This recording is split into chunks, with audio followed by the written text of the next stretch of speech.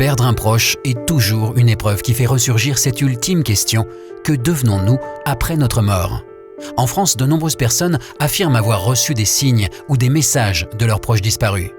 Stéphane Alix a consacré son dernier livre à ces phénomènes en recueillant de nombreux témoignages de personnes ayant ressenti, entendu ou vu un être cher récemment décédé. Ce qui m'a frappé dans cette enquête, c'est que la plupart des gens que j'ai interrogés sont des gens qui n'avaient aucune culture spirituelle ou aucun intérêt pour les questions ésotériques, qui ont été surprises ou catapultées dans le drame par le deuil qu'elles ont vécu et qui ont été surprises par des expériences totalement inattendues. Parmi les dizaines de témoignages collectés par Stéphane, il y a celui de Marie. Alors que son père venait de décéder en fin d'après-midi, elle entendra distinctement sa voix le soir même. Une voix plaintive qui lui disait « Ramène-moi ». Quand j'ai entendu cette voix, à aucun moment je me suis dit je perds les pédales parce que je savais que c'était pas moi. J'étais très lucide sur ce qui m'arrivait.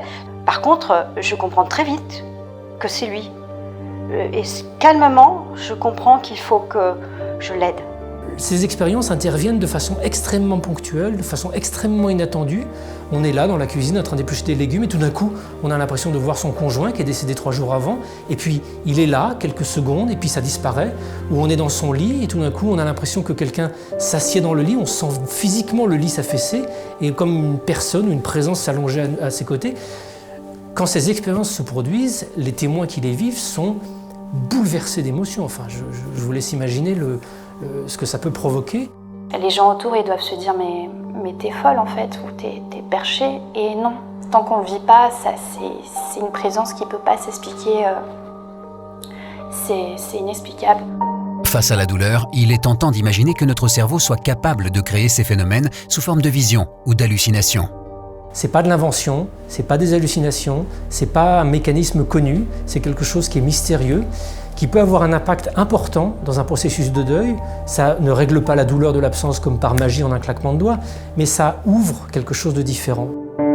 Même si nous n'avons aujourd'hui encore aucune preuve scientifique d'une survie de notre conscience, pour Stéphane Alix, il existerait bien quelque chose après. Aujourd'hui, après plus de 15 ans d'enquête sur ces phénomènes, j'ai l'impression d'être arrivé de façon très rationnelle à la certitude intérieure et intime que la vie se poursuit après la mort. Mais je ne suis pas arrivé à cette conclusion en ayant fait un séjour dans un ashram au fin fond de l'Inde. Je suis arrivé à cette conclusion parce que j'ai fait mon métier de journaliste. Et quiconque ferait le même travail d'enquête que moi parviendrait aux mêmes conclusions.